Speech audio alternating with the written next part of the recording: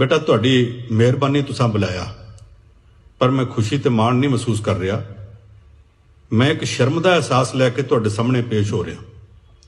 वो शर्म किहड़ी गल दी है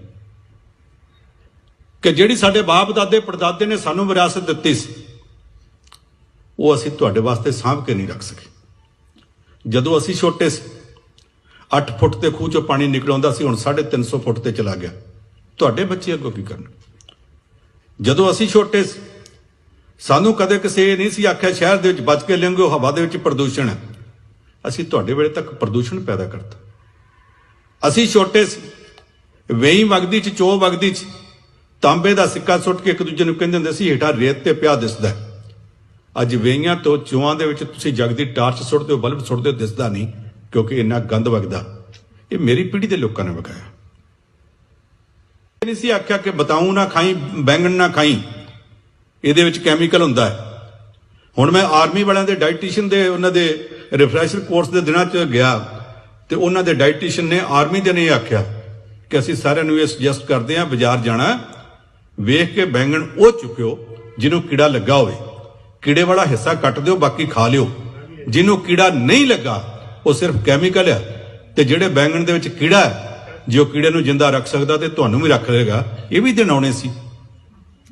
मैं बचपन दे विच ये सुणदा सी फलाना बड़ा बेईमान है, फिर लोगों ने कहना बंद करता। हुण 30 साल बाद फिर कहण लगे ने ते हुण ये नहीं कहंदे फलाना बड़ा बेईमान है, हुण कहंदे फलाना बड़ा बेवकूफ है, अजे भी ईमानदारी नाल चिंबड़िया पिया। ये सारा कुछ सिर पर ने कदों होया? उदों होया जदों मेरी पीढ़ी विकास कर रही सी। जे इस सारे दौर च होया मैं बाकी सारिआं दे नुक्स कड्डां, नुक्सां च मैं भाईवाल नहीं। जदों इन्हां 30-35 सालां च सारे गुनाह होए ने और ये गुनाह तुहाडे खिलाफ असीं कीते ने, मेरी पीढ़ी ने कीते ने। मेरी पीढ़ी के लोग जदों ये पाप करते पे ये 0.1%, 0.01%, 0.0001% कुछ ना कुछ हिस्सा तो गुनाह करने दे विच मेरा भी हैगा ना। इस करके जदों मैं तुहाडे कोल आउणा मैं तुहानूं नहीं वेखदा, मैं तुहाडे विचों अपने 2 बच्चे वेखदा।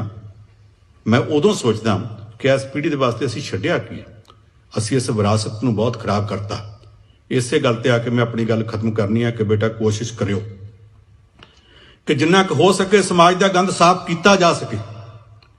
तो साडे विचों जिहड़े कहंदे मेथों नहीं किया जाना, मेरे कोल टाइम नहीं, मेरी समर्था नहीं, उन्हां सारिआं नूं मेरी इक्को एक बेनती है कि बेटा साफ करियो। इस करके साफ करियो कि असीं किसी दे कर्जदार हैं। पहलां लोकी कहंदे हुंदे सी थाणे कचहरियां थाणे च झूठ बोल लईदा, अदालत विच नहीं बोलीदा, सौं खाणी पैंदी है। हुण लोकी अदालत विच गुटके ते हत्थ रख के, गीता ते हत्थ रख के सौं खा के झूठ बोलदे। फिर कहते पंचायत च नहीं झूठ बोलीदा, बोलण लग पे।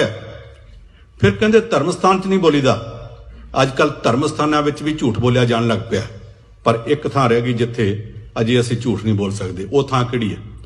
कल सवेरे जदों मैं सुत्ता उठांगा सब तो पहलां बाथरूम जाके पानी की चुली लैके अपने चेहरे ते मारांगा, फिर मैं शीशे उत्ते झाकांगा। अमृत वेले उस शीशे दे विचों 2 अखां मेरे वाल झाकणगीਆਂ। वो 2 अखां मेरे शरीर दीयां अखां नहीं, वो 2 अखां मेरी जमीर दीयां अखां। मैं सारी दुनिया दे कोल झूठ बोल सकदा। मैं नरेंद्र मोदी ते कैप्टन अमरिंदर सिंह कोल झूठ बोल सकदा। मैं डोनाल्ड ट्रंप ते व्लादिमीर पुतिन दे कोल झूठ बोल सकदा। मैं गुरुद्वारे ते मंदिर च झूठ बोल सकदा।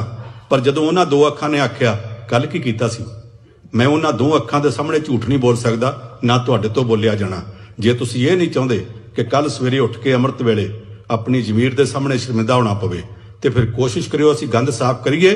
तो जिहड़े तुहाडे चों कहिंदे आ कि असीं गंद साफ करन जोगे नहीं, साडे कोल वक्त नहीं, साडे कोल समर्था नहीं, किते बाहर जाण दी लोड़ नहीं, आपो अपनी जमीर नाल एक गल दा प्रण करो कि जे गंद साफ करन जोगे नहीं तो अज तो बाद तुहाडे चों किसी दा नां गंद पाउण वालिआं च नहीं आउणा चाहीदा। तुहाडा सारिआं दा बहुत बहुत धन्नवाद।